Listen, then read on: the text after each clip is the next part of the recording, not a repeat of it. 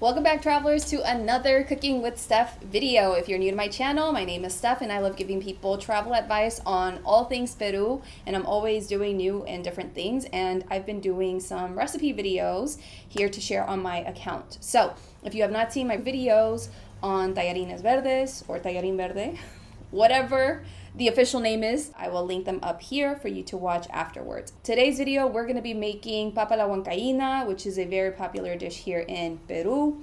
It's delicious. It's one of my favorite things to eat, especially like growing up, because I love potatoes. Your girl loves French fries, and I love potatoes. And in Peru, we have like over 4,000 types of potato varieties. So I really love potatoes, and low key, that's why the people in Ireland or England or whatever, whenever they had like their famine back in I don't know what time, they survived because we gave them potatoes. Did you know that? Like, I learned that at some point during my travels around Peru. You're welcome, people in Europe. You're alive because we helped you.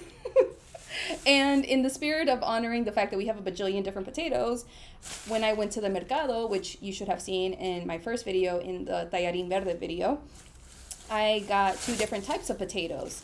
This is Papa Yungay, and the other one is Papa Negra. I got both of them because I asked the man, like, which potatoes do we use for Papa La Huancaina? And he said, well, Papa Yungay. But he said, but Papa Negra is really delicious. So I was like, you know what? Give me half a kilo of one, give me half a kilo of the other one. So we got a whole kilo, basically, of the two different types of potatoes. This is Papa Yungay. There you go. And this is Papa Negra, which literally translates to, like, black potato.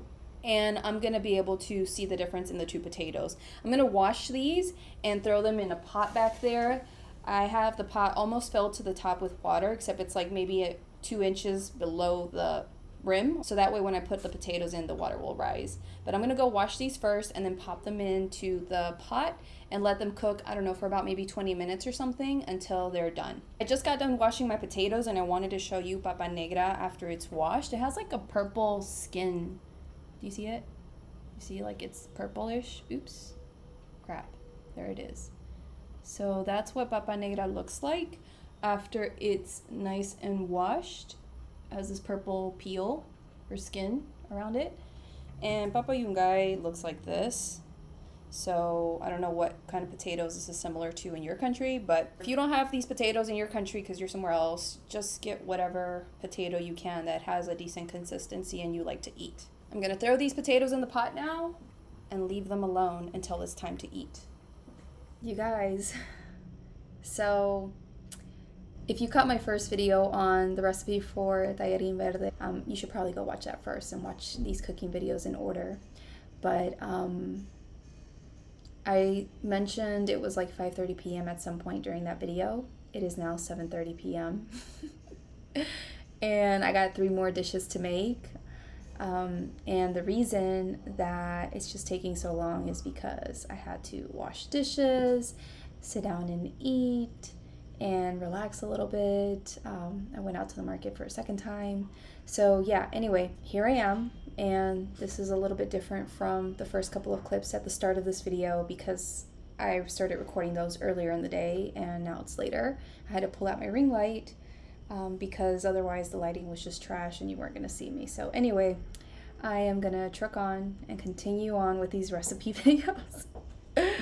And I should get a thumbs up just for my commitment to this channel and making these videos for you guys. I really hope that you're enjoying them and that you're getting a lot out of them and that you're excited about making these dishes for yourself wherever you're at, because you should be able to make these things more or less wherever you're at in the world. And as far as like the chicha morada recipe, I mean, I'm sure that you can find purple corn somewhere in your city. Find the Peruvian restaurants, ask them where they get it from, and you'll figure it out. So anyway, now we're gonna go ahead and make Papa La Huancaina. Okay, so for Papa La Huancaina, you're gonna need about 3 or 4 ajíes, it's plural, Amarillo. This is ají Amarillo, okay? It's yellow pepper. It's a spicy pepper we have here, so you're going to need about 3 or 4 depending on the size. If they're pretty big, then just 3. If they're kind of small like this, then maybe 4, okay? So you're going to need that. You're going to need maybe 1 big onion. This is a medium-sized onion, so I'm going to use maybe like 1.5 It depends. I'm gonna eyeball it and see how much I want to use, but one big onion or maybe a medium and a small onion, depending on you. You're gonna need some garlic as well, so maybe like 1 clove or 2 depending on how much garlic you want. I'll probably add 2 just because I like garlic. And you're gonna need cheese, queso fresco. I don't know how much though, so I'll put it down here once I consult with people how much cheese if you use cheese, but I don't eat cheese, so it's 100 grams of almonds that I have already taken the skins off of. So if you watched my previous video on tallarín verde, I gave you a little tip on how to peel the skin more easily in case there's some issues with that.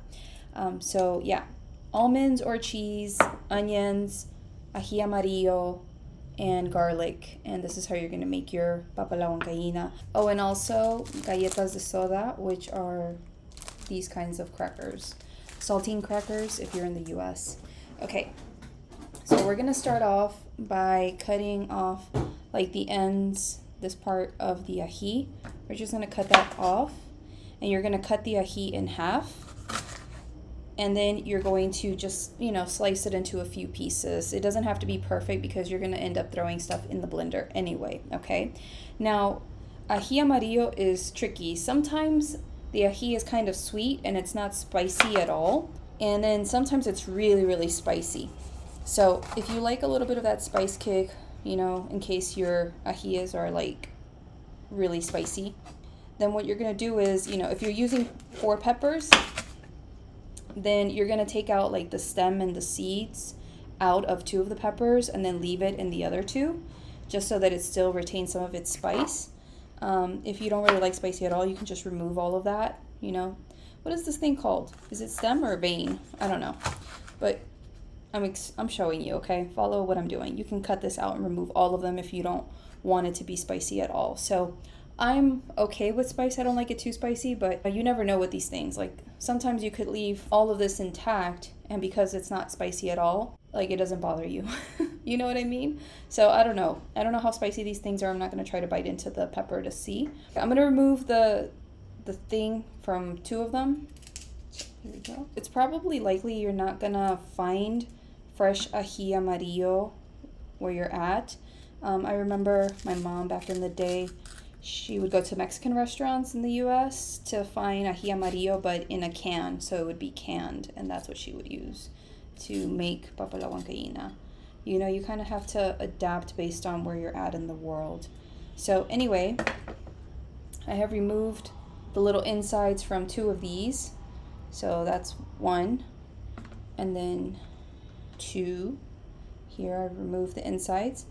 The rest I'm gonna leave intact. Now I'm just gonna chop them up into like little, I don't know, like 1/2-inch pieces, so I can do what I gotta do in a second. This is how I'm cutting them. Okay, doesn't have to be perfect. All right, that's that. I'm gonna put that over to the side, and now I'm gonna cut my onion. And when you cut up the onion, it doesn't have to be special or pretty or neat or anything like that. So I'm just gonna cut it this way because all of this is gonna get blended. So just cut it up. However, I think most people would just use 1 onion, but I like onion and this is my dish, so I'm gonna do what I want. Also, remember to wash everything, your vegetables and stuff like that. I already washed these, I just forgot to tell you. Okay, I'm gonna use that. I think that should be enough. And my garlic. These 3 cloves, because of their size, they're about like a decent 2 cloves. So I'm just gonna use these 3, but it's usually like 1 big clove, maybe 2 big cloves. Just depends on how much you like garlic. Anyway, I'm gonna squash these. You squash them so that the skin is easier to peel, but the skin already came off of 2 of them, but still there was some stuck on there, so. And then you get rid of the little hard tips, because I don't know, that's just what I was taught to do. And the same thing, you just roughly chop these. It doesn't have to be perfect. Okay, my friends, so I'm gonna teach you 2 ways to make it. It's up to you. I'm gonna tell you about my mom's way, because I just spoke to her and she just told me how she does it. And I'm gonna teach you my grandma's way, and then you can experiment and see how you do it. If you're Peruvian and you have a different way of doing this, let us know down in the comments below. So here I have this frying pan with a little bit of oil, and I have it on low heat right now to heat up the pan because I was busy talking to my mom and I didn't want the oil to like burn. So now that this pan is hot, I'm gonna add the garlic, the onion, and the ají amarillo to saute it a little bit, okay? This is why it didn't really matter how pretty your cutting was, because you just gotta saute this, and then once it's sauteed enough, we're gonna throw it in the blender and blend it to make the sauce. So I have it on kind of like a low heat just because I'm gonna be talking and I don't want this to kind of burn on me, because usually you're just standing over it, maybe on high heat, moving it around. It doesn't take long to saute, it takes like a few minutes, but I'm talking to you guys. So while this is cooking, I'm gonna tell you my mom's way. My mom gets her ají amarillo in these cans in the Mexican store. I don't know how much it is, how big the can is. I think they're like this big or something. It's not that big. Anyway, she says that she doesn't use onion or garlic. What she does is in a blender, she uses cream cheese, milk from a can or the regular gallon milk. She puts the ají amarillo from the can. Okay, so you take it out the can and you throw it in there. Don't throw the juices in there, just the ajís, you put it in there.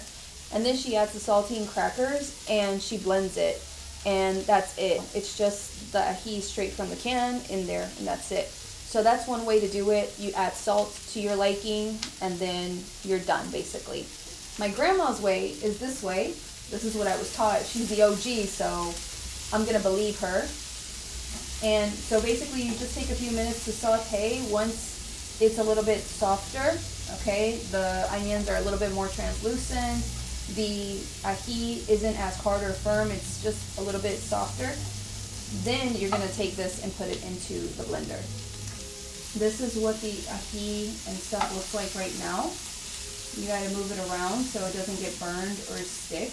And I'll show you what it looks like when it's ready to throw in the blender. So it's literally been less than 5 minutes and I think it's pretty much ready. So I'm just gonna turn this off and throw it in the blender now. Okay, what I realized is I got ahead of myself because usually I make my almond milk / paste, but I forgot to this time. And I'm not sure if I do it backwards, if it'll still have the same effect or turnout. So we're gonna do the almond stuff. Okay. If you use cheese or milk, you don't have to do it in this order, but if you don't use those things, then try to follow this order because I'm not sure if the other way around is gonna work. So I'm putting my 100 grams of almonds here. I'm gonna add some water to it. And first I'm gonna make my thick kind of almond milk, but not super milky because I wanted to retain some of that consistency. So again, the water is, above where the almonds are at. And now we blend.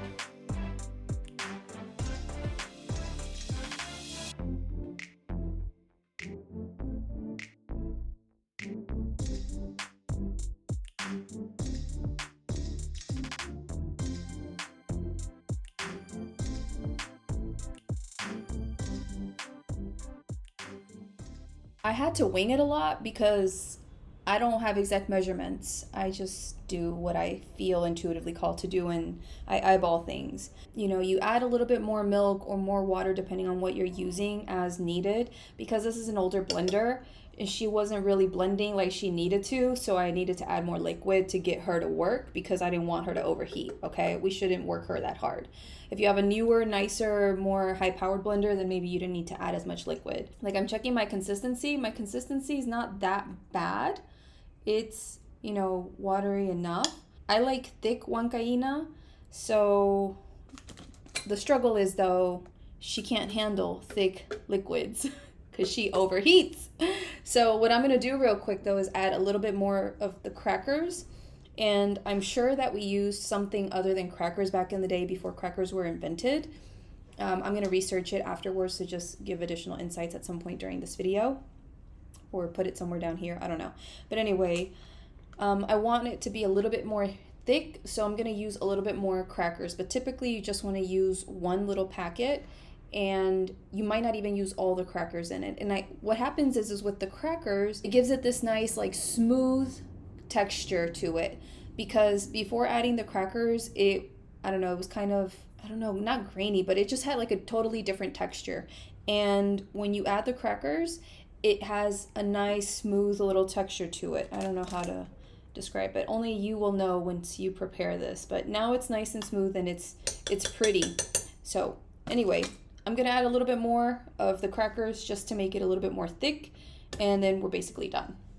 Also, like, low-key, this is why sometimes it's hard following recipes. Like, I hate following recipes online because it usually never turns out the way that it's supposed to. And that's because, like, recipe books don't take into consideration all of these extra little minor details, like the fact that I have an older blender, and so I got to be careful with how I work her and make sure that I have enough liquids in her. And because of that, now my sauce isn't as thick as I wanted to, so now I have to counterbalance that by adding more crackers than I normally do to get it to the consistency that I want, you know? Okay, if you're gluten-free or something, use gluten-free crackers or something. So I'm adding 4 more crackers to see if that does it. I'm adding a little bit at a time, and that's what you should always do. Always add a little bit at a time and eyeball it and see if you need more or just you're fine with where you're at.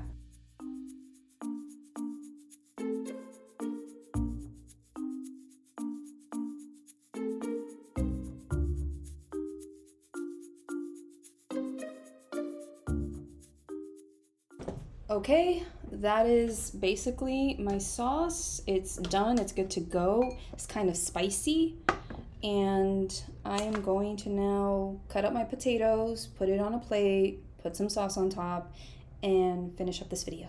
So while I'm peeling these potatoes, okay, if you want to avoid the crackers altogether for whatever your reasons may be, you know, health reasons, you don't want processed foods and stuff, you can use the almonds.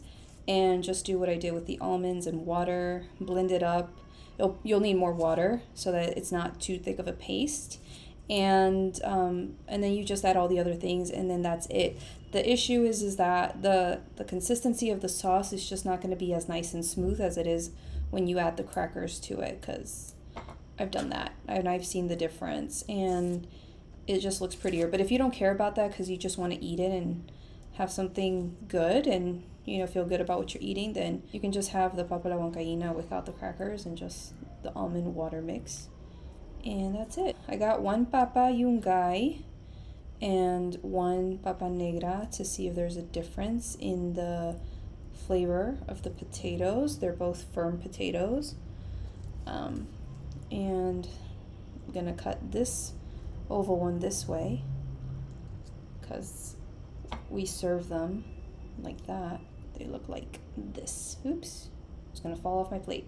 But this is how it looks. And I'm gonna slice this one too and see if it's any different. Now I'm going to pour the sauce on here. I already poured out the sauce in a container, and I'm just placing what's left in the blender here on this plate. Typically this is decorated with a slice or 2 of hard-boiled eggs and a black olive, but I can't be bothered to do that today. I'm trying to get out this kitchen. Okay, my friends, this is the final dish. This is what it looks like, but you might not be able to see it because I'm in the frame. Focus. It's hard to see because the camera doesn't want to focus, but let's see here. that's spicy. Got a good kick to it. I think I need a little bit more salt. I always be adding a little bit more salt in the end because I love salt. Okay, so I don't know how to describe exactly the difference between Papa Yungay and Papa Negra, except that Papa Yungay feels like it has more starches or something because it feels kind of like sticky. I don't know how to describe it. It's like, it's sticky. Versus Papa Yungay, it has starches, but I guess not as much, and it has like a different consistency. So when you bite it, it's like a nice clean bite. Like when you're chewing on it, it's not like bubble gum or something, or like Laffy Taffy, or yeah, like those candies, you know, they melt in your mouth and they're like really sticky and gooey, like toffee or taffy, or like Tootsie Rolls or something. You know how they get in your mouth and then they're just kind of like sticky and they just kind of stay stuck together like that. Like that's the consistency of Papa Yungay, and Papa Negra is not like that. Like it's a nice clean bite because Papa Yungay is kind of like a gooey, elastic kind of texture. It's not bad, but it's not my favorite either. And you can kind of see it, like when I see French fries made with Papa Yungay, it looks like super oily because it just has a different texture about it. I don't know what, but if there are potato experts watching this video, let us know. Peruvian potato experts. So yeah, like if you could only see the texture here, it just kind of looks oily, but it's not oil. It's whatever is in this potato for the Papa Yungay that makes it sticky. It has that texture. And for Papa Negra, that's not the case. It's a nice clean potato. That's it for this video. Let me know if you plan on making this at home. Which recipe are you gonna try? My grandma's or my mom's? Two different ways of doing it. I like this version better just because I like all the vegetables in it, you know, the whole foods. If you enjoyed this video today, please give this video a thumbs up, drop me a comment down below, and subscribe to my channel if you haven't yet already. And if you haven't had a chance to watch my previous video on green spaghetti or tallarín verde, then you can go check it out here and go watch that. My next video is going to be on chicha morada, and then the one after that's going to be on mazamorra morada. So if you are interested in those videos, definitely subscribe. And if you want to stay in touch with me on social media, you can find me on Instagram and TikTok as Evolving with Stef. Those social media links will be in the description of this video for you to follow me there. And that's basically it, guys. So as always, stay curious, keep exploring, keep traveling, and keep trying new things. And I will see you in the next video. Ciao.